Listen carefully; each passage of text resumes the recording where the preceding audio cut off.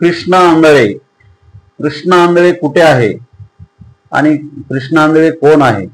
आज गेल्या 6 महिन्यापासून बीड पोलीस हे कृष्णा आंधळेचा शोध घेत आहेत, परंतु कृष्णा आंधळे कुठेही सापडत नाही. आणि कृष्णा आंधळे विषयी वेगवेगळ्या वावड्या उठवल्या जातात की कृष्णा आंधळेचा मर्डर झाला असेल, त्याचा खून झाला असेल, त्याला संपवला असेल. आणि प्रत्येक वेळेस वेगवेगळ्या बातम्या घेऊन लोक येतात आणि कृष्णा आंधळेविषयी बीड जिल्ह्यामध्ये आणि महाराष्ट्रामध्ये वेगवेगळ्या चर्चा सुरू असतात की कृष्णा आंधळे परराज्यात गेला असेल, कृष्णा आंधळे हा नेपाळला गेला असेल, किंवा कृष्णा आंधळे हा प्रयागराजला गेला असेल. अशा 6 महिन्यामध्ये प्रत्येक जिल्ह्यामध्ये किंवा महाराष्ट्रामध्ये अशा कृष्णा आंधळेविषयी वेगवेगळ्या वावड्या उठवण्याचं काम लोकांनी केलं आहे.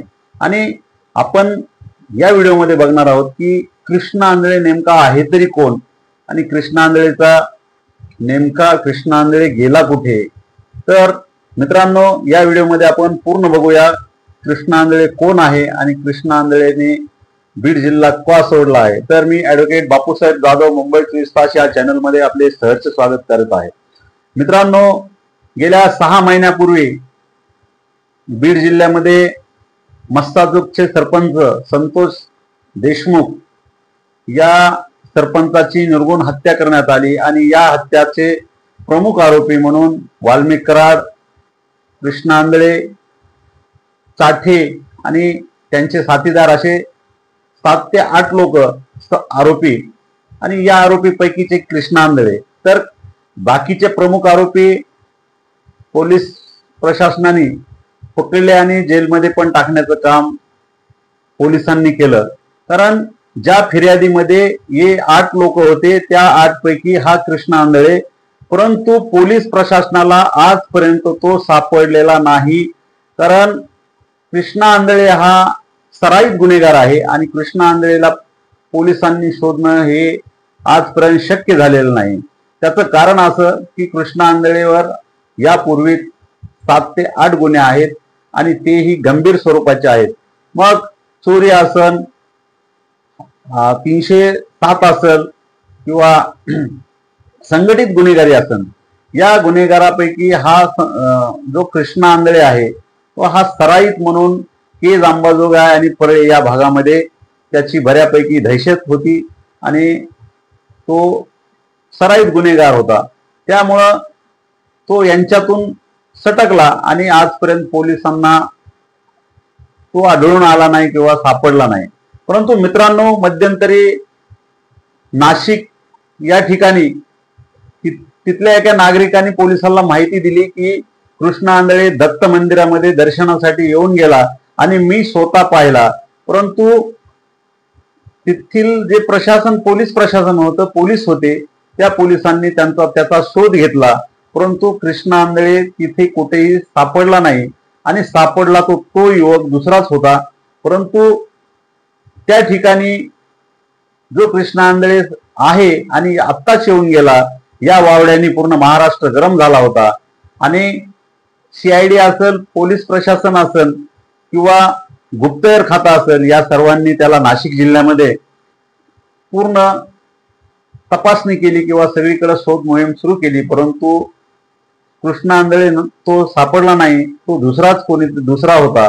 आणि त्या ठिकाणची बातमी होती का नाही, तर रत्नागिरी या ठिकाणाहून एक महिला मस्साजोग या ठिकाणी येते आणि संतोष देशमुख यांचा जो भाऊ आहे त्यांना माहिती देते की कृष्णा आंधळे हा माझ्या जवळ राहतो आणि त्यांनी वेषांतर केलेलं आहे. परंतु ती महिला मस्साजोग या ठिकाणी येऊन ही माहिती गावकऱ्यांना देते, मीडियाला देते आणि संतोष देशमुख यांचा भाऊ जो आहे त्याला देते. आणि तिथून परत म्हणजे कृष्णा आंधळे यांचा तपास सुरू होतो. परंतु त्या ठिकाणी तपास केला असता त्या ठिकाणीही हाच मुद्दा समोर येतो की तो कृष्णा आंधळे नसून तो दुसरा कोणीतरी आहे. मध्यंतरी समाजसेविका ज्या आहेत अंजली दमानिया यांनी दावा केला की कृष्णा आंधळे यांचा खून झाला आहे आणि त्यांचा मृतदेह कर्नाटक राज्यामध्ये फेकून दिलेला आहे, तिथं आढळला आहे असा मला कॉल आला, मला मेसेज आला, मला फोन आला आणि त्याही दिशेने पोलीस प्रशासनाने किंवा पोलिसांनी तपास केला असता तिथं कुठेही कृष्णा आंधळे यांचा खून झालेला नाही किंवा त्याचं प्रेत कुठेही आढळून आलेलं नाही, या तपासामध्ये आढळून आला। आणि तेव्हापासून आजपर्यंत कृष्णा आंधळे हा कुठे आहे आणि काय करत असेल या विषयावर वेगवेगळ्या वावड्या उठवण्याचं काम प्रत्येक जिल्ह्यातून आणि बीड जिल्ह्यातून नागरिक करत आहेत की हा कृष्णा आंधळे पोलीस प्रशासनाला किंवा पोलिसांना का सापडत नाही, हाच विषय आज जे बीड जिल्ह्यामध्ये आहे। परळी, अंबाजोगाई आणि केज या ठिकाणी तो सापडत नसल्यामुळं आजही त्या भागामध्ये दहशत आहे।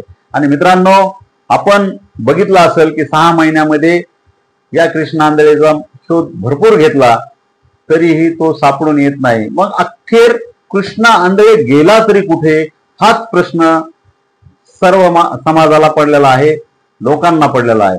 मित्रांनो, कृष्णा आंधळे सापडत नाही म्हणजे देशमुख कुटुंबाला त्याची आजही भीती आहे, ते आजही वेगळ्याच मनस्थितीमध्ये आहेत। कारण एखादा आरोपी, सराईत आरोपी जर कुठे राहायचं, कुठे जायचं तर तो कुठेही जाऊ शकतो आणि नक्कीच त्यांनी वेषांतर करून किंवा आपली जी काय आयडेंटिटी आहे, आयडेंटिटी लपवून तो कुठंतरी भारताच्या बाहेर तर तो गेला नसेल, परंतु तो परराज्यामध्ये 100% काही ना काही काम करत असावा आणि एखादी बीडची अपडेट तो घेत असावा।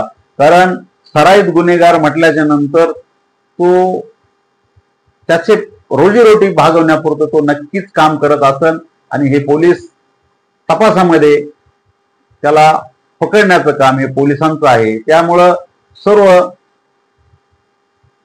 जे काही पोलीस आहेत त्यांनी कृष्णा आंधळे यांचा तपास करून त्याला जेरबंद केलं पाहिजे आणि महाराष्ट्राच्या मनामध्ये जो काही कृष्णा आंधळे विषयी जे काही संशय आहे तो दूर केला पाहिजे। कारण अशा सराईत गुन्हेगाराला पोलिसांनी वाचवलं नाही पाहिजे। कारण पोलीस वाचवतील असं कोणालाही वाटत नाही, परंतु जो काही संशय आहे तो पोलिसांकडे जात आहे। कारण पोलीस 100% त्याला पकडण्याचं काम करत असतील, परंतु लोकांना 6 महिने झालं आज कुठलाही अपडेट पोलीस देत नाहीत, दिलेला नाही। म्हणून महाराष्ट्रामध्ये कृष्णा आंधळेविषयी वेगळाच संशय येतो की कृष्णा आंधळे अखेर गेला कुठे आणि कृष्णा आंधळे काय करत असेल, नेमका त्याचा खून झाला असेल की कृष्णा आंधळे जिवंत असेल। आपल्याला कृष्णा आंधळेविषयी काय वाटतं आम्हाला नक्की कळवा आणि आमच्या चॅनलला आपण जर नवीन असाल तर लाईक करा, शेअर करा, कमेंट करा आणि मित्रांनो सबस्क्राईब करायला विसरू नका। जय हिंद, जय महाराष्ट्र, जय शिवराय।